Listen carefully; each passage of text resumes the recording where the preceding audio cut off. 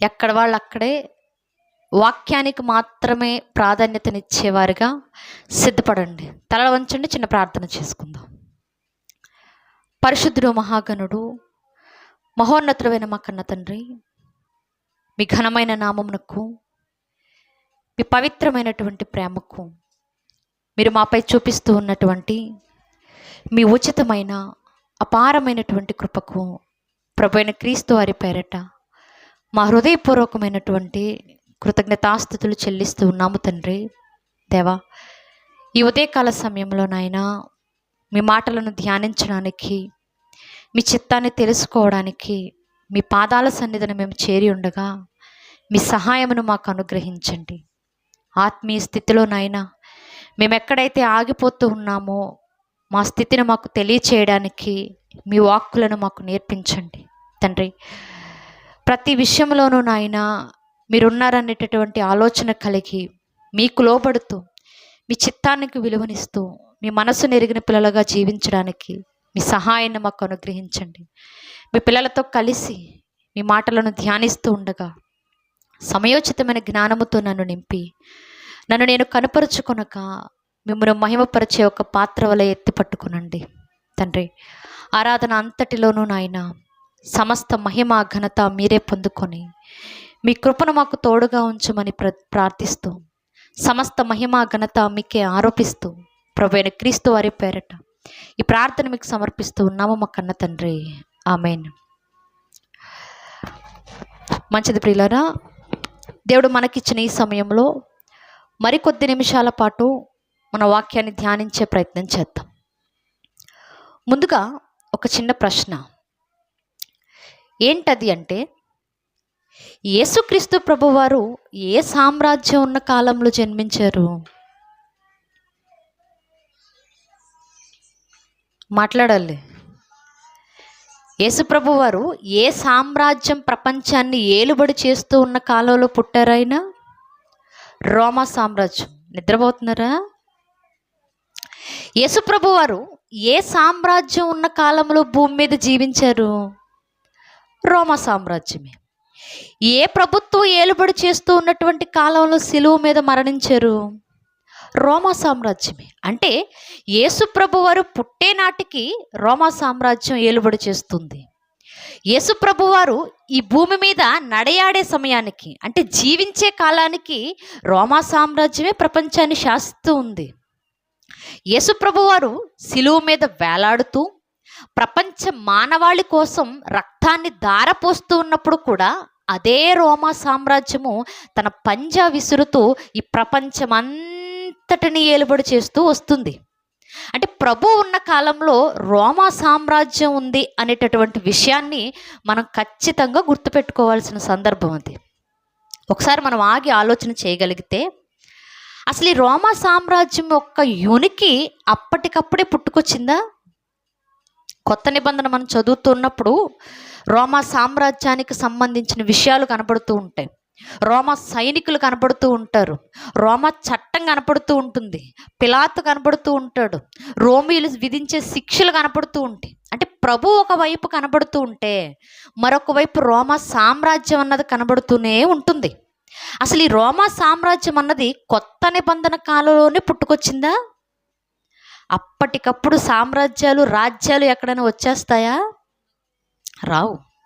మరి రోమా సామ్రాజ్యం ఎక్కడ పుట్టుంటుంది, దీని ఉనికి ఎక్కడ కనబడుతుందయ్యా అని మనం ఆలోచిస్తే సుమారుగా క్రీస్తు పూర్వం 700 సంవత్సరాలు వెనక్కి వెళ్ళి మనం ఆలోచించాలి. నాకు కొంచెం సౌండ్ తగ్గించే. సుమారుగా క్రీస్తు పూర్వం 700 సంవత్సరాల కాలానికి మనం వెళ్ళి కొంత సమయం మనం అక్కడ ఆలోచన చేసే ప్రయత్నం చేద్దాం.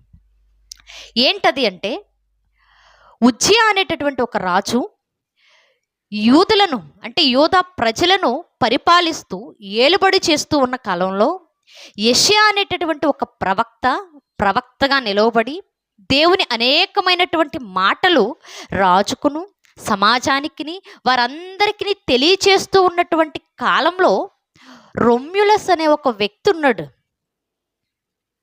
అంటే ఒకవైపు ఉజ్జియా అనే ఒక వ్యక్తి కూర్చొని యూదులను పరిపాలిస్తూ వస్తున్నాడు. మరి రాజులున్న కాలంలో ప్రవక్తలు ఉండాలి, దేవుని మాటలు రాజుకు చెప్పాలి అన్నా, సమాజానికి చెప్పాలి అన్నా ఒక ప్రవక్త నిలబడాలి. మరి ఉజ్జియా గారి కాలంలో ఏ ప్రవక్త ఉన్నాడయ్యా అంటే యెషయా అనే ఒక ప్రవక్త ఉన్నాడు. ఇప్పుడు ఆయన దేవుని మాటలు గూర్చి సమాజాన్ని చైతన్యపరుస్తూ ఉన్నాడు. ఇప్పుడు అలాంటి కాలంలోనే రొమ్యులస్ అనే ఒక వ్యక్తి కూడా ఉన్నాడు. ఆ వ్యక్తే రోమా సామ్రాజ్యానికి పునాది వేసినవాడు. రోమా సామ్రాజ్యాన్ని స్థాపించింది ఎవరయ్యా అంటే ఈ రొమ్యులస్ అనే వ్యక్తే. ఈ రొమ్యులస్ అనే వ్యక్తి పేరులో నుండే ఒక సామ్రాజ్యాన్ని నెలకొల్పాడు ఆయన, అదే రోమా సామ్రాజ్యం. కానీ ఉజ్జియా గారు ఏలుబడి చేసే కాలానికి ఈ రొమ్యులస్ అనే వ్యక్తి స్థాపించిన రోమా సామ్రాజ్యం సామ్రాజ్యంగా ఏమీ లేదు, చాలా చిన్న ఇసుక రేణువంత ఉంది అంతే. ప్రారంభంలో ఏదైనా ఎంత ఉంటుంది? కొంచెమే ఉంటుంది, చిన్నగానే ఉంటుంది. కాలం గడిచే కొలది అది అభివృద్ధి చెందడమో లేక పతనమైపోవడమో జరుగుద్ది. ఇప్పుడు రాజైన ఉజ్జియా గారు ఉన్న కాలానికే ఈ రొమ్యులస్ అనే వ్యక్తి ఉన్నాడు. ఉండి తన రాజ్యాన్ని స్థాపించుకోవాలి, నాకంటూ ఒక రాజ్యాన్ని ఏర్పాటు చేసుకోవాలి, నేనంటూ ఒక రాజుగా నిర్మించబడాలి, ఇవన్నీ జరగాలి అనే ఒక ఆలోచన అయితే మైండ్లో ఉంది. కానీ తనకంటూ సదుపాయాలు కానీ, తనకంటూ మ్యాన్ పవర్, మనుషులు కానీ, వసతులు కానీ ఇవేమీ లేవు. మనసులో అయితే ఒక ఆలోచన ఉండిపోయింది. ఇంకా విచిత్రమైన విషయం ఏంటి అంటే అప్పటికే బబులోను సామ్రాజ్యం అనేది తన ఆధిపత్యాన్ని చలాయిస్తూ వస్తుంది. సుమారు క్రీస్తుపూర్వం 753 అప్పటికే బబులోను సామ్రాజ్యం అనేది విస్తరించి ప్రపంచాన్నంతటిని ఏలుబడి చేస్తూ ఉంది. ఇప్పుడు బబులోను సామ్రాజ్యం కొంతకాలం పరిపాలించిన తరువాత వెంటనే మాదీయ పారసీకుల సామ్రాజ్యం వెలుగులోనికి వచ్చింది.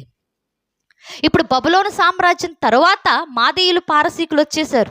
వారు కొంతకాలం పాటు తమ రాజ్యాన్ని, తన అభివృద్ధిని, తను చేయాల్సినటువంటి ఆ రాజ్య పరిస్థితులన్నిటినీ వారు చాకచక్యంగా చేసుకుంటూ వచ్చారు. ఇప్పుడు కొంతకాలానికి ఈ మాదీయుల పారసీకుల సామ్రాజ్యం కూడా గడిచిపోయింది. ఇప్పుడు మాదీయ పారసీకుల సామ్రాజ్యం గడిచిపోయిన తరువాత గ్రీకులు వచ్చారు. గ్రీకు సామ్రాజ్యం ఉనికిలోనికి వచ్చింది. ఈ గ్రీకులు కూడా కొంతకాలం ప్రపంచం మీద తన ఆధిపత్యాన్ని చూపించిన తరువాత ఈ గ్రీకులు కూడా కొంతకాలానికే ఓడిపోయి వెనక్కి వెళ్ళిపోవడం, నాశనం అయిపోవడం జరిగిపోతుంది. ఈ గ్రీకులు అయిపోయిన ఒక 100 సంవత్సరాలకి ఈ రొమ్యులస్ అనే వ్యక్తి స్థాపించాడే రోమా సామ్రాజ్యం అనేది. ఇది తన ప్రభావాన్ని సమాజానికి చూపించడం ప్రారంభమైంది. అంటే ఎప్పుడో ప్రారంభం అవుతుంది అనుకున్న ఈ సామ్రాజ్యం బబులోనీయులు పరిపాలించే టైంకి తన ప్రభావాన్ని చూపించుకోలేకపోయింది, తొక్కేస్తూ వచ్చారనమాట వాళ్ళు. తర్వాత మాదీయ పారసీకులు వచ్చే సమయానికి వీళ్ళు ప్రబలాలి అనుకుంటూ కొంతమంది మనుషులను ఏర్పాటు చేసుకుంటూ రొమ్యులస్ అనే వ్యక్తి వస్తుంటే ఈ మాదీయుల పారసీకులు ఉనికిడికి కూడా, వాళ్ళ ప్రభావానికి కూడా వీళ్ళు తట్టుకోలేకపోయారు, రాజ్యంగా ఏర్పడలేకపోయారు. ఆ తర్వాత వెంటనే గ్రీకులు వచ్చేసారు. గ్రీకులు రాగానే ఈ రోమా సామ్రాజ్యం అన్నది ఒక సామ్రాజ్యంగా రూపాన్ని దిద్దుకోలేకపోయింది. తర్వాత గ్రీకులు వెళ్ళిపోయిన తర్వాత 100 సంవత్సరాల గ్యాప్ కనబడుతూ ఉంటుంది. ఈ 100 ఏళ్లలో ఈ రోమా సామ్రాజ్యానికి సంబంధించిన వాళ్ళందరూ ఇదే సరైన సమయం, మన రాజ్యాన్ని విస్తరింప చేయాలి అన్నా, మన రాజ్యంలో అనేక మందిని కలుపుకోవాలి అన్నా, యుద్ధాలు చేసి మనం బలంగా నిలబడాలి అన్నా ఇదే సరైన సమయం అని ఆ 100 సంవత్సరాల వ్యవధిలోనే మనుషులను ఏర్పాటు చేసుకున్నారు వీళ్ళు. యుద్ధ నౌకలను ఏర్పాటు చేసుకున్నారు వీళ్ళు. వీళ్ళకి కావాల్సినటువంటి సామాగ్రి, వసతులు, బంగారం కానివ్వండి, ఏవైతే అంతకు ముందున్న రాజ్యాలు ఏవైతే కొల్ల పెట్టుకొని కొంత దాచుకొని విడిచిపెట్టి వెళ్ళిపోయారో ఇవన్నీ వీళ్ళ సొంతం చేసుకున్నారు. ఇప్పుడు చేసుకొని ఒక రాజ్యంగా బయటకు వచ్చేసారు. దానియేలు గ్రంథంలో మనకు ఒక ప్రవచనం కనపడుతుంది. ఏంటది? నెబుకద్నెజరు కళ కనిన తర్వాత ఆ కళలో దర్శనంలో మనకు కనిపించే విషయం ఏంటి? ఇదిగో ఒక విగ్రహం, తల బంగారం, ఛాతీ ఉదర భాగమంతా వెండి, కింద తొడల భాగమంతా ఇత్తడి, పాదాలు వచ్చేసరికి కొంత మట్టి కొంత ఇనుము అని కనపడుతూ ఉంటుంది. ఈ బంగారం ఎవరయ్యా అంటే మనం వెంటనే ఏం చెప్తాం? బబులోను సామ్రాజ్యం. ఈ ఛాతీ మీద కనబడుతున్నటువంటి వెండి కానీ ఈ పోత ఇదంతా ఏంటి అయ్యా అంటే వెంటనే ఏం చెప్తాం? మాదీయులు పారసీకులు అని చెప్తాం. ఈ తొడల భాగం కనపడుతూ ఉంటుంది ఇనుముతోనూ, ఆ భాగం ఎవరయ్యా అని చెప్తే వెంటనే ఏం చెప్తాం? గ్రీకు సామ్రాజ్యం. ఇప్పుడు కిందకు వచ్చేటప్పటికి ఇనుప పాదాలతో, మట్టి పాదాలతో కనబడుతూ ఉంటుందే, అదేంటయ్యా అంటే ఏం చెప్తాం? రోమా సామ్రాజ్యం. అంటే ఒక సామ్రాజ్యం అనేది వెలుగులోనికి వస్తుంది అన్న సంగతి దానియేలు గారి టైంలోనే బయలుపరచబడింది. కానీ అప్పటికి సామ్రాజ్యంగా ఏమీ రూపాన్ని దిద్దుకొని లేదు. కానీ యేసుక్రీస్తు ప్రభువారు వచ్చే టైంకి రోమా సామ్రాజ్యం అంటే తెలియనివాడు లేడు. ప్రపంచమంతా రోమా సామ్రాజ్యం అనగానే వెంటనే ముక్కు మీద వేలేసుకుని నుంచునేవాళ్ళు. ఎందుకంటే అంత భయంకరమైన సామ్రాజ్యం అని ప్రపంచమంతా గుర్తించింది. ప్రారంభం నుండి గుర్తించే స్థాయికి ఒక సామ్రాజ్యం ఎదిగింది అంటే మధ్యలో ఎన్ని జరుగుంటాయో ఆలోచించండి. చాలా జరిగిపోయాయి. ఇవన్నీ ఎందుకు చెప్తున్నానంటే, ఒక క్రైస్తవుడిగా బైబిల్ మీద అవగాహన కలిగి ఉండడం ఎంత ముఖ్యమో, మనం నివసిస్తున్నటువంటి సొసైటీ, ఇంకా చెప్పాలి అంటే మనం ఏ దేశంలో అయితే ఉంటున్నామో ఆ దేశానికి సంబంధించినటువంటి సంస్కృతి కానివ్వండి, అలవాట్లు కానివ్వండి, అటువంటి వాతావరణం కానివ్వండి, మన సంస్కృతి సాంప్రదాయాలన్నిటి మీద అవగాహన ఉండడం కూడా అంతే ముఖ్యం. ఎందుకంటే క్రైస్తవుడిగా బైబిల్ స్కేల్లో ఎలా బతకాలో నీకు తెలుస్తుంది. దేశ పౌరుడిగా దేశానికి సంబంధించి ఏ స్టాండర్డ్లో బతకాలో, నలుగురితో ఎలా బతకాలో కూడా తెలుస్తుంది. ఇప్పుడు ఒక విషయాన్ని మనం మైండ్లో పెట్టుకుని వెళ్దాం. రోమా సామ్రాజ్యం అనేది ఉనికిలోనికి వచ్చిన తరువాత ఈ రోమా సామ్రాజ్యాన్ని ప్రపంచమంతా వ్యాపింప చేయడానికి 3 వ్యక్తులు కీలకమైన పాత్ర పోషించారు. ఎవరు ఆ 3 వ్యక్తులు అంటే, అందులో ఒకరు జూలియస్ సీజర్ అనే వ్యక్తి. తర్వాత చరిత్రకు సంబంధించిన పుస్తకాల్లో ఎక్కడ చదివినా మీకు కనబడుతుంది విషయం. ఈ రోమా సామ్రాజ్యంలో కీలకమైన వ్యక్తులు 3 కనపడుతుంటారు. అందులో ఒకరు జూలియస్ సీజర్ అనే వ్యక్తి, మరొకడు మార్కస్ క్రాసస్ అనే మరో వ్యక్తి, ఇక 3వ వ్యక్తే పాంపే ద గ్రేట్. వీళ్ళు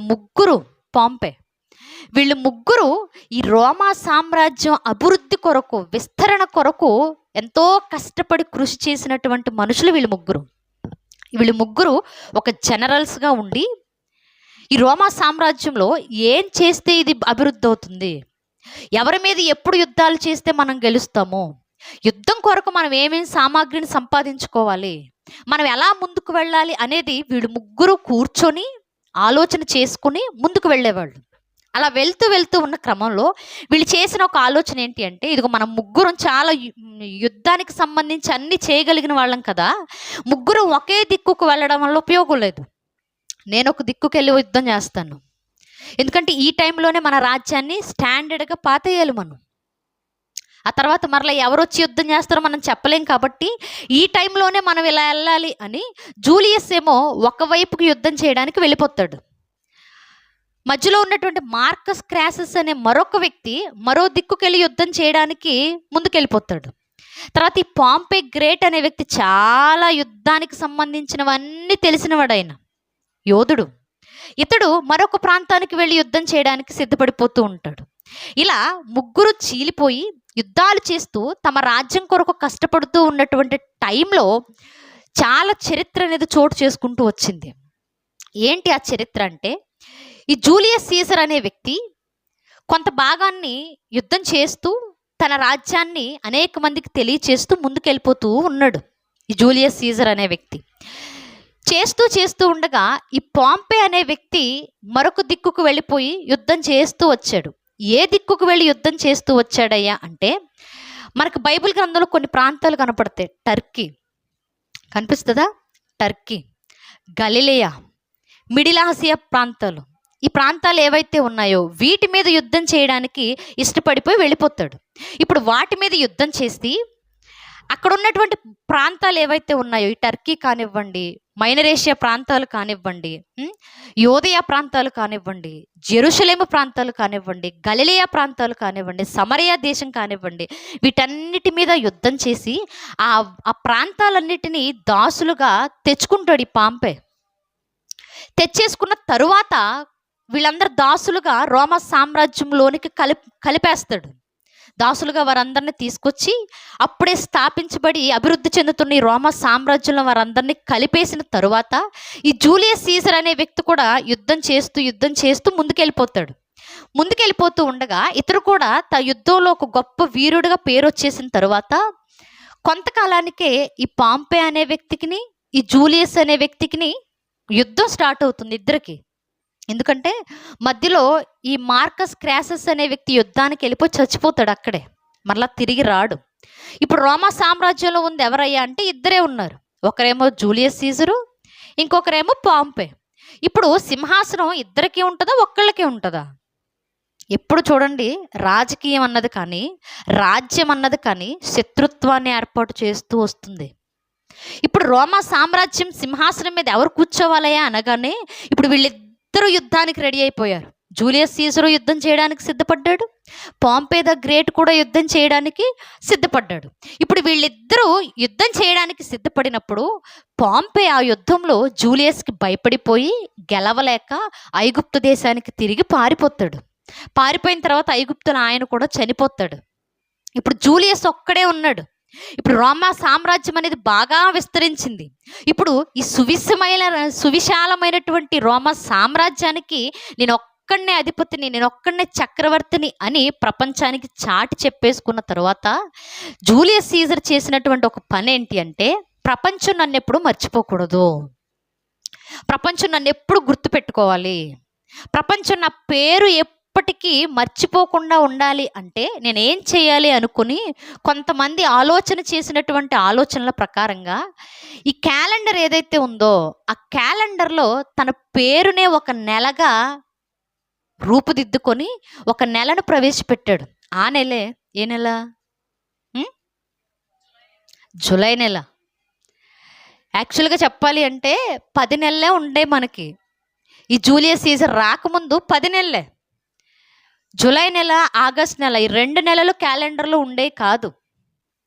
కానీ నా పేరు ఎప్పటికీ గుర్తుండిపోవాలంటే ఏం చేయాలనగానే క్యాలెండర్లో ఒక నెలను నా పేరు మీద లిఖిచ్చేస్తే క్యాలెండర్ ఉన్నంత కాలం లేక మనుషులు రోజులు లెక్క పెట్టుకునే ప్రతిసారి ఖచ్చితంగా నా పేరు తలుస్తారు, నన్ను జ్ఞాపకం చేసుకుంటారు, నా పేరు అలా ఉండిపోద్ది అని ఈ జూన్ నెలకిని మధ్యలో ఉన్నటువంటి ఈ సెప్టెంబర్ నెలని విడగొట్టేసి మధ్యలో ఈ జులై అనే ఒక నెలను దానిలో మధ్యలో పెట్టేశాడు ఆయన. ఈ జులై నెలను పెట్టేసిన తర్వాత ఆయన పేరులో నుండే వచ్చింది, జూలియస్ పేరులో నుండి వచ్చింది జులై మంత్. అంతకుముందు మనకు జులై లేదు, అంతకుముందు మనకు ఆగస్ట్ లేదు, సెప్టెంబర్ ఉండేది. జూన్ వెంటనే సెప్టెంబర్ వచ్చేసేది. అలా జరుపుకుంటూ ఉన్న కొంతకాలానికి ఇతడి పేరు మీద కూడా నెలను రూపొందించేసుకున్నాడు. రూపొందించుకున్న తర్వాత సుమారుగా క్రీస్తు పూర్వం 45వ సంవత్సరంలో ఒక ఏకఛత్రాధిపతిగా అతడు సమాజానికి కనుపరుచుకున్న కొంతకాలానికే ఈ జూలియస్ అనే వ్యక్తిని తన దగ్గరే ఉంటున్నటువంటి ఒక కమాండరు 23 కత్తిపోట్లు పొడి చేసి ఆ జూలియస్ని చంపేసి అక్కడి నుంచి అతడు వెళ్ళిపోతాడు. ఈ జూలియస్ చనిపోయిన తర్వాత ఇప్పుడు రోమా సామ్రాజ్యానికి రాజు లేడు, చక్రవర్తి లేడు. మరి ఇప్పుడు రాజు లేడు అనుకోండి, చక్రవర్తి లేడు అనుకోండి, సామ్రాజ్యం ఉంటుందా, వెనక్కి వెళ్ళిపోద్దా? పరిపాలించేవాళ్ళు లేకపోతే ప్రజలు ఉంటారా, ఎటుపడితే అటు వెళ్ళిపోతారా? బైబిల్లో కూడా ఒక మాట ఉంటుంది, ఏంటది? కాపలా వాళ్ళు లేకపోతే మందలు ఎటు కావాలంటే అటు తిరుగుతాయట. అలాగే ఇప్పుడు రాజు లేని రాజ్యం కూడా ఎటు కావాలంటే అటు వెళ్ళిపోద్ది. ఇప్పుడు ఈ రోమా సామ్రాజ్యంలో రాజు లేడన్న విషయం తెలిసేటప్పటికీ అంతకు ముందున్నటువంటి రాజ్యాలు, కొత్తగా పుట్టుకొస్తున్నటువంటి రాజ్యాలు, ఇవందరూ కూడా ఈ రోమా ప్రజల మీద యుద్ధాలు చేయడం మొదలుపెట్టేశారు. ఇప్పుడు యుద్ధాలు చేయడం మొదలుపెట్టేసరికి చాలా సంవత్సరాల పాటు ఇప్పుడు రోమా సామ్రాజ్యంలో ఉన్నటువంటి మనుషులకు, బయట ఉన్నటువంటి రాజ్యానికి సంబంధించిన వారికి యుద్ధాలు జరుగుతూ వచ్చాయి. ఇప్పుడు యుద్ధాలు జరుగుతూ ఉన్న టైంలో రోమా సామ్రాజ్యం ప్రారంభం నుండి కూడా ఒక అలవాటు ఉంది. ఏంటి అలవాటు అంటే, యుద్ధాలు చేస్తూ చేస్తూ చేస్తూ చేస్తూ వీళ్ళు విస్తరిస్తూ వచ్చారు కదా, యుద్ధాలు చేయడానికి వాళ్ళ దగ్గర డబ్బు సరిపోయేది కాదు.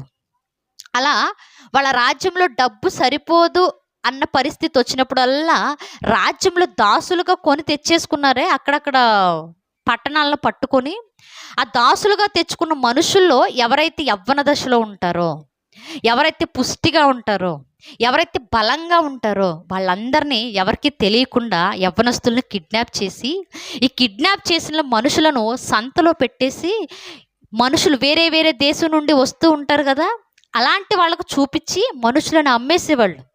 ఇది మనకు బైబిల్లో ప్రారంభం నుంచి కనపడుతుంది చూడండి. ఇది ఒక ఆనవాయితీ. యోసేపును కూడా అన్నలు ఎవరికి అమ్మేశారు?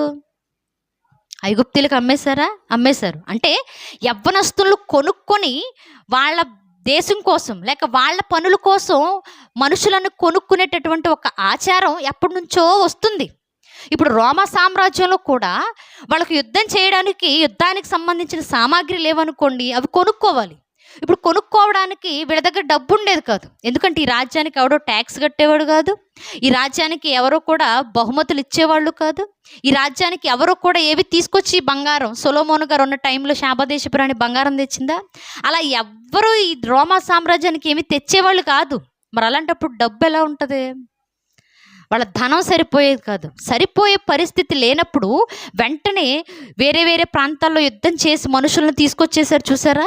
టర్కీ ప్రాంతాలు కానివ్వండి, గలిలయ ప్రాంతాలు కానివ్వండి, ఇలాంటి ప్రాంతాల నుంచి మనుషులను తీసుకొచ్చారే, ఆ తీసుకొచ్చినటువంటి మనుషులలో కొంతమందిని బలంగా ఉన్న వాళ్ళని కిడ్నాప్ చేసి అమ్మేసి మరలా ఆ డబ్బుతో వీళ్ళ ధనాగాని నింపుకొని మరలా యుద్ధానికి సంబంధించిన సామాగ్రి కొనుక్కొని యుద్ధాలు చేస్తూ ముందుకు వెళ్ళిపోయేవాళ్ళు. ఇలా వెళుతూ ఉన్న క్రమంలో పాంపే టర్కీ మీద యుద్ధం చేసి గలిలయ ప్రాంతాలని, యూదా ప్రాంతాలని, యెరూషలేము ప్రాంతాలని పట్టుకొని వచ్చాడే, వాళ్ళల్లో చాలామంది బెన్యామీను కుటుంబీకులు ఈ రోమా సామ్రాజ్యంలోనికి వచ్చేసారు. యూదయ ప్రాంతానికి చెందినటువంటి అనేక మంది యూదుల కుటుంబాలు ఈ రోమా సామ్రాజ్యంలో కలిపేసుకున్నారు. అలాగే ఈ గలిలయ ప్రాంతంలో నుండి కొంతమందిని దాసులుగా తీసుకొచ్చుకున్నాడు పాంపే. ఆ గలిలయ ప్రాంతంలో కిష్కాళ అనే ఒక ఊరు ఉండేది. కిష్కాళ, ఆ ఊరిలో ఉన్నటువంటి ఒక బెన్యామీను కుటుంబాన్ని కూడా ఇలాగే బలవంతంగా లాక్కొని వచ్చేసాడు పాంపే. వచ్చేసిన కొంతకాలానికి ఒక 20-30 ఏళ్ళు అక్కడే బానిసలుగా బతికారు. బతికిన తర్వాత ఈ కిష్కాళ ప్రాంతం నుంచి ఏ యూదయ కుటుంబాన్ని, ఏ బెన్యామీను కుటుంబాన్ని అయితే వీళ్ళు చెరగొని తీసుకొని వచ్చేసారో, డబ్బు లేదనే ఒకే కారణంతో కొంతకాలానికి ఈ జూలియస్ పాంపే చచ్చిపోయిన తర్వాత ఈ బెన్యామీను కుటుంబానికి చెందిన వారిని కిడ్నాప్ చేసి మరలా టర్కీ వాళ్ళకే అమ్మేశారు. ఆ బెన్యామీను కుటుంబం టర్కీ ప్రాంతానికి దాసులుగా మరలా వెళ్ళిపోయింది. వెళ్ళిన తరువాత ఒక 20-30 సంవత్సరాల పాటు అక్కడ బానిసలుగా బతికారు. అక్కడ బానిసలుగా ఈ కిష్కాళ కుటుంబం కూడా బతుకుతూ ఉండగానే ఈ జూలియస్ సీజర్ చచ్చిపోయిన తర్వాత ఈ రోమా సామ్రాజ్యం, అప్పుడే ప్రారంభమవుతున్న ఈ రోమా సామ్రాజ్యం 2గా చీలిపోయింది. ఎందుకంటే రాజు లేడు, ఎవడు కావాలంటే వాడు ఒక భాగాన్ని తీసుకొని వెళ్ళిపోవడం మొదలుపెట్టాడు. అలా ప్రారంభం అయిపోయిన తరువాత జూలియస్ బతికున్నప్పుడు జూలియస్కి ఒక ఫ్రెండ్ ఉండేవాడు. ఆ ఫ్రెండ్ పేరే మార్క్ యాంటోనీ. ఈ మార్క్ యాంటోనీ అన్నటువంటి ఒక వ్యక్తి అప్పట్లో జూలియస్తో బాగుండేవాడు అనమాట. ఈ జూలియస్తో బాగున్న కాలంలోనే ఈ జూలియస్ కొంతకాలానికి చచ్చిపోయాడు అన్న వార్త విన్న తరువాత ఇతడు కూడా ఆ రాజ్యంలో అలా కష్టపడుతూ ముందుకొచ్చేసి కొంతకాలం అయిపోయిన తర్వాత కొంతమందిని పోగు చేసుకొని ఒక రాజ్యంగా ఏర్పడ్డాడు. ఒక రాజ్యంగా ఏర్పడినప్పుడు ఇతడు ఉండి ఒక రాజుగా స్థిరపడుతూ ఉన్న టైంలోనే ఈ టర్కీ దేశానికి చెందిన తార్సు అనే ఒక పట్టణంలో ఒక అమ్మాయిని ప్రేమించిన కొంతకాలానికి బాగానే ఉంది. అలా బాగున్నటువంటి కొంతకాలానికి వెంటనే ఏమైందయ్యా అంటే, ఈ జూలియస్ సీజర్కి పిల్లలు ఉండేవాళ్ళు కాదు, అంటే సంతానం లేదు. సంతానం లేని కారణంగా ఈ జూలియస్ ఒక వ్యక్తిని దత్తత తీసుకుని పెంచుకున్నాడు, ఒక కొడుకును పెంచుకున్నాడు. ఈ కొడుకు పెద్దవాడైపోయిన తర్వాత అరే ఈ రాజ్యం మా నాన్నది కదా, మరి తండ్రి తర్వాత కొడుకుని, నాకు కదా ఈ రాజ్యం రావాలి, మరి నాకు రాకుండా మా నాన్న వాళ్ళ ఫ్రెండ్ ఈ మార్క్ యాంటోనీ రాజ్యాన్ని సగం తీసుకొని వెళ్ళిపోయాడే, ఇది ఎలా కుదురుతుంది అనుకొని ఈ మార్క్ యాంటోనీ మీద యుద్ధం చేయడానికి ఇతడు రెడీ అవ్వడం సిద్ధపడుతూ ఉన్న కొంతకాలంలోనే ఈ మార్క్ యాంటోనీ మీద యుద్ధాన్ని ప్రకటించి ఈ మార్క్ యాంటోనీ మీద యుద్ధం చేయడానికి సిద్ధపడిపోయి బయలుదేరాడు. అప్పటికే మార్క్ యాంటోనీ టర్కీ ప్రాంతాన్ని, గలిలయ ప్రాంతాన్ని, సమరయ ప్రాంతాన్ని, ఆ కిష్కాళ కుటుంబం ఉన్నటువంటి ప్రాంతాన్ని, తారుసుని, వీటన్నిటిని పరిపాలిస్తూ వెళ్తున్నాడు. ఇప్పుడు వెంటనే ఈ జూలియస్ కొడుకు ఎవరైతే ఉన్నారో ఆ జూలియస్ కొడుకు పేరు ఆక్టేవియన్. ఈ ఆక్టేవియన్ అనేటువంటి వ్యక్తి మార్క్ యాంటోనీతో యుద్ధం చేసి మార్క్ యాంటోనీ చేతిలో ఉన్నటువంటి ప్రాంతాలన్నిటినీ తెచ్చేసుకున్నాడు. ఇంకా గొప్ప విషయం ఏంటి అంటే, ఈ మార్క్ యాంటోనీ పరిపాలన చేసేటప్పుడు ఈ దాసులుగా వచ్చినటువంటి వాళ్ళందరినీ స్వతంత్రులుగా చేసేసాడు. మార్క్ యాంటోనీ చేసిన మంచి పని ఇది. ఏంటంటే, దాసులుగా మీరు వచ్చారు, కానీ ఇప్పుడు మీరు దాసులుగా ఉండరు, మిమ్మల్ని స్వతంత్రులుగా చేస్తున్నాను. మీరు చక్కగా చదువుకోవచ్చు, ఉద్యోగాలు చేయొచ్చు, ఇక్కడే వ్యాపారాలు చేసుకోవచ్చు, బాగా సంపాదించుకోవచ్చు, స్థిరంగా ఉండేలా ఇళ్ళు కట్టుకోవచ్చు, మీరు మాలాగే స్వతంత్రులుగా బతకాలి అని ఒక ఫ్రీడమ్ని ఇచ్చాడు మార్క్ యాంటోనీ. ఇప్పుడు మార్క్ యాంటోనీని చంపేసి వాళ్ళందరినీ ఆక్టేవియన్ తెచ్చుకున్నాడు. ఇప్పుడు ఎప్పుడైతే మార్క్ యాంటోనీని చంపి వాళ్ళందరినీ తీసుకొని వస్తున్నాడో, వచ్చినప్పుడు ఈ రోమా సామ్రాజ్యంలో ఉన్నటువంటి వీళ్ళందరూ చేసిన పని ఏంటంటే, అయ్యా నువ్వు పోయిన రాజ్యాలను కూడా తీసుకొని వస్తున్నావు, మళ్ళీ మన దగ్గర నుంచి వెళ్ళిపోయిన వాళ్ళని మరలా విడిపించి మరలా మన రాజ్యంలోకి తీసుకొని వస్తున్నావు, మరలా కలుపుతున్నావు, కాబట్టి మీకు బిరుదు ఇవ్వాలనుకుంటున్నాము. ఇప్పటివరకు మీ పేరు ఆక్టేవియన్ కదా, ఇప్పుడు మేము ఇచ్చే బిరుదు ఏంటి అంటే అగస్టస్ అనే ఒక బిరుదుని ఇస్తున్నామని మాట్లాడారు వాళ్ళు. అగస్టస్ అంటే ఔగుస్తు అని అర్థం. ఈ ఔగుస్తు అనే వ్యక్తి మనకు బైబిల్ ఎక్కడ కనిపిస్తాడయ్యా అంటే, చూద్దాం ఒకసారి బైబిల్ తెరిచి. లూకా గారు రాసిన సువార్త, లూకా గారు రాసినటువంటి సువార్త 2వ అధ్యాయము, లూకా సువార్త 2వ అధ్యాయము 2వ అధ్యాయం 1వ వచనం. ఆ దినములలో సర్వలోకమునకు ప్రజాసంఖ్య రాయవలెనని కైసరు ఔగుస్తు వలన ఆజ్ఞ. ఆయన ఎవరి ఔగుస్తు? ఇప్పటి వరకు మనం చెప్పుకున్నామే చరిత్ర, అగస్టస్ అని. ఆ అగస్టస్ ఈ ఔగుస్తు. అగస్టస్ అంటేనే ఔగుస్తు. ఇతని పేరేంటయ్యా అంటే ఆక్టేవియన్. ఇతని తండ్రి ఎవరయ్యా అంటే ఇప్పటి వరకు మనం మాట్లాడుకున్నామే జూలియస్ సీజర్ అనే వ్యక్తి. ఎప్పుడైతే మార్క్ యాంటోనీని చంపేసి అక్కడున్న ప్రజలందరినీ పట్టుకొని వచ్చి రోమా సామ్రాజ్యంలో కలిపాడో, వెంటనే ఈ రోమా పౌరులందరూ, అయ్యా ఎప్పటి నుండి నీ పేరేంటో తెలుసా? ఆక్టేవియన్ కాదు, అగస్టస్, ఔగుస్తు. ఔగుస్తు అనే పేరు ఒక చక్రవర్తిని సూచించే పేరు. ఎప్పటి నుంచి నీ పేరు మేము ఇలా పెట్టుకుంటున్నాం, ఇదే నీ పేరు అని ఒక బిరుదునిచ్చారు. బైబిల్ చరిత్రలో కూడా దావీదు చూడండి, గొల్యాతును చంపి యుద్ధం చేసి తిరిగి వచ్చేటప్పుడు ప్రజలందరూ పాడిన ఒక పాట ఏంటి? సౌలుకు 1000 కొలది, దావీదుకు 10,000 కొలది. అంటే యుద్ధంలో గెలిచొచ్చే వీరునికి అలా ప్రజలు బిరుదులు ఇస్తూ వచ్చేవాళ్ళు. అలాగే ఆక్టేవియన్కు కూడా రోమా పౌరులు ఈ బిరుదిస్తూ వచ్చారు, అగస్టస్. ఇప్పుడు అగస్టస్ అనే ఈ వ్యక్తి ఒక రాజుగా సింహాసనం వేసుకొని కూర్చున్నాడు యేసుప్రభువు వారు పుట్టే సమయానికే. ఆ తర్వాత ఇతను చేసిన పని ఏంటంటే, మా నాన్న మాత్రమే క్యాలెండర్లో ఒక నెల పేరు వచ్చేలా పెట్టుకుంటాడా?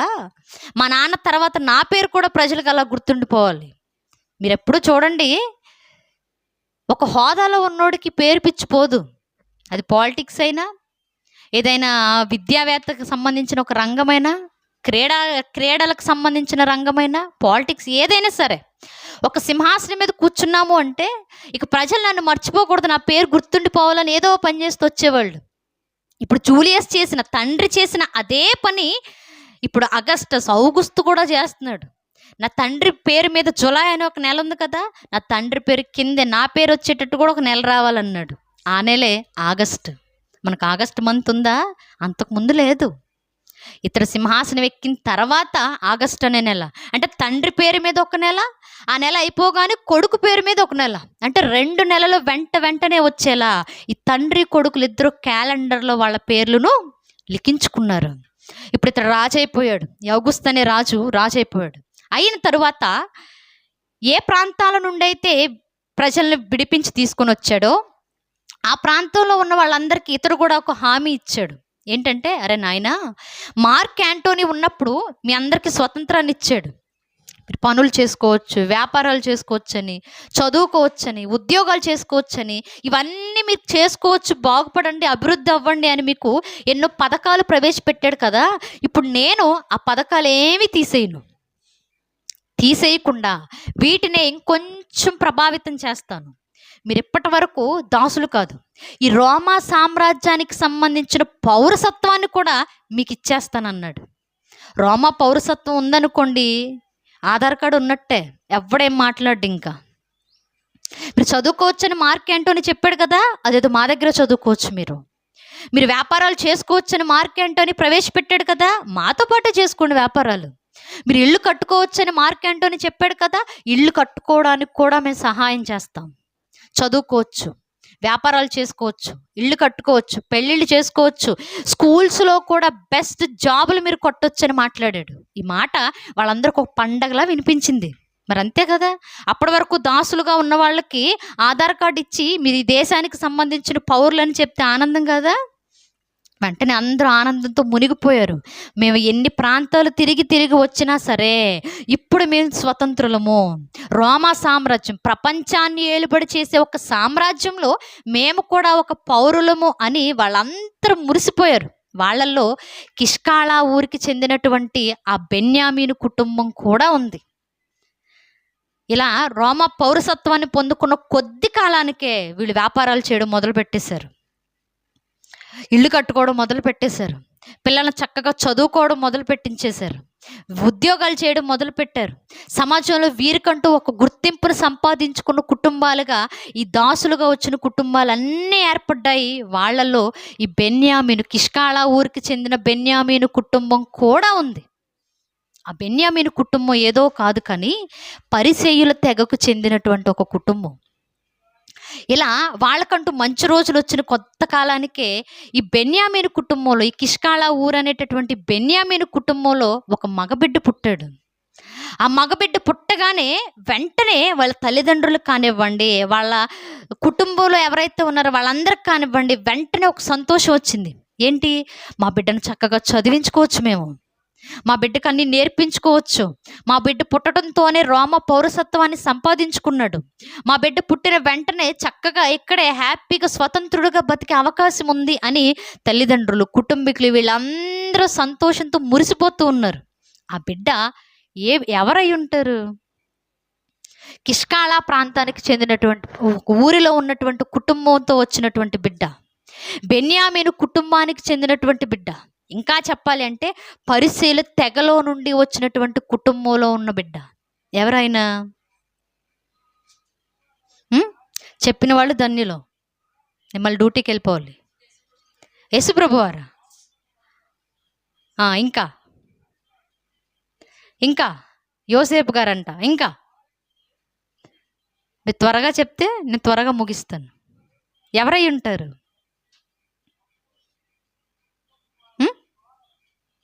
చిన్న హింట్ ఇస్తాను. బైబిల్లో ఎప్పుడు మనం పరిచర్య గురించి మాట్లాడుకుంటూ ఉన్నా ఆయన పేరు ప్రస్తావించకుండా అయితే పరిచర్య గురించి మాట్లాడుకో. ఎవరు? ఇంకా ఒక మాట చెప్తాను. బైబిల్లో ఎక్కువగా పత్రికలు, పుస్తకాలు రాసినటువంటి వ్యక్తి యోహాను గారంట. మరొక చిన్న హింట్ ఇస్తాను. ఎవరు ఆ వ్యక్తి అంటే, నేను క్రీస్తును పోలి నడుచుకున్నాను, మీరందరూ నన్ను పోలి నడుచుకోండి అని చెప్పిన వీరుడు పౌలు గారు. మనం ఎంతసేపు పౌలు గారు అనగానే ఆయన దమస్కు పట్టణానికి వెళుతూ ఉండగా మధ్యలో దేవుని దర్శనాన్ని చూసి కింద పడిపోయి మారిపోతాడు చూడు, అక్కడి నుంచే నేర్చుకుంటూ వస్తాం. కానీ పౌలు గారి ప్రారంభానికి చాలా గొప్ప సంగతులు ఇమిడిపోయి ఉన్నాయి. ఆ కిష్కాళా ఊరిలో ఉన్న కుటుంబం ఎవరిదయ్యా అంటే పౌలు గారి కుటుంబం, తన తల్లిదండ్రుల కుటుంబం.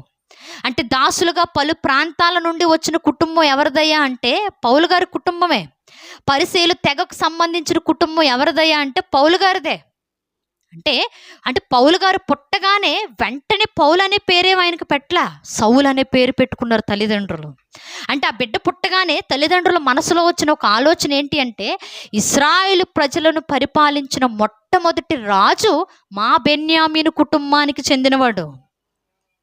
ఇశ్రాయేలీలను సుమారు 40 సంవత్సరాల పాటు పరిపాలించినటువంటి గొప్ప రాజు మా బెన్యామీను కుటుంబంలో ఉన్నవాడే. దేవుడు మా ప్రజలని ఎవరిని గురించి అయితే చెప్పుకున్నాడో ఆ ఇశ్రాయేలీల తెగలో ఉన్నటువంటి రాజునే ఒక గొప్ప స్థితిలో ఉంచాడు మా దేవుడు. ఇప్పుడు మా బిడ్డ కూడా, మేము దాసులుగా ఎక్కడెక్కడో తిరిగి ఉండొచ్చు, కానీ ఈరోజు మాకు స్వతంత్రం ఉంది, ఈరోజు మాకు ఆస్తులు ఉన్నాయి, ఈరోజు మేము అన్ని రంగాల్లోనూ ఉన్నాం, ఈరోజు మేమంతా సంపాదించుకున్నాం, వ్యాపారాలు చేసుకుంటున్నాం. మా బిడ్డను చక్కగా చదివించుకొని రాజంతటి గొప్ప స్థాయిలో ఉంచాలి అనుకొని వెంటనే ఆ బిడ్డకు సౌలు అనే పేరు పెట్టుకున్నారు తల్లిదండ్రులు. అంటే పౌలు గారి జీవితం ప్రారంభం ఇక్కడి నుంచే జరుగుతుంది. అంటే పౌలు గారి ప్రారంభ స్థితి ఎక్కడో కనబడుతుంది మనకు కనబడుతూ మనం ఎంతసేపు పౌలు గారి జీవితాన్ని గురించి ఆలోచన చేయాలి అంటే ఆయన యవ్వనస్తుడు అయిపోయిన దగ్గర నుంచే ఆలోచిస్తాం. కానీ ఆయన చిన్నతనం నుండే ఎన్నో నేర్చుకుంటూ వచ్చాడు, ఎన్నో ఒడిదుడుకుల మధ్య ప్రయాణం చేస్తూ వచ్చాడు, ఎన్నో పరిస్థితులను దాటుకుంటూ వచ్చాడు, ఎన్నో పరిస్థితుల మధ్య ఆయన జీవితం కొనసాగుతూ వచ్చింది. పుట్టుక మాత్రమే ఈరోజు మనం చూస్తున్నాం. కానీ ఆయన బాల్యం కానివ్వండి, ఆయన యవ్వనం కానివ్వండి, ఆయన పరిచర్య కానివ్వండి, ఆయన జీవితం కానివ్వండి, ఇవన్నీ చెప్పుకుంటూ వెళ్ళాలంటే అసలు మన జీవితాలు కూడా సరిపో. అంటే రోమా సామ్రాజ్యం అనేది ఒక ఏలుబడి చేస్తూ ఎన్నో ప్రగర్భాలు పలుకుతూ ఉంటూ ప్రపంచం మీద తన ఆధిపత్యాన్ని చలాయించుకుంటున్న రోజుల్లో ఈ పౌలు అనేటటువంటి ఒక కుటుంబం దేవుని చిత్తానికి తల వంచుతూ పౌలు గారిని ఎలా పెంచాలో, పౌలు గారి జీవితాన్ని ఎలా తీర్చిదిద్దాలో పౌలు గారు పుట్టినప్పుడే తల్లిదండ్రులు ఒక గొప్ప ప్రణాళికని వేసి తయారు చేశారు. పరిసయ్యుల తెగలో ఉన్నత స్థాయిలో ఉన్నవాడని మనం బైబిల్లో చదువుకుంటామా? ఆ స్థాయికి ఎలా ఎదిగాడు పౌలు గారు?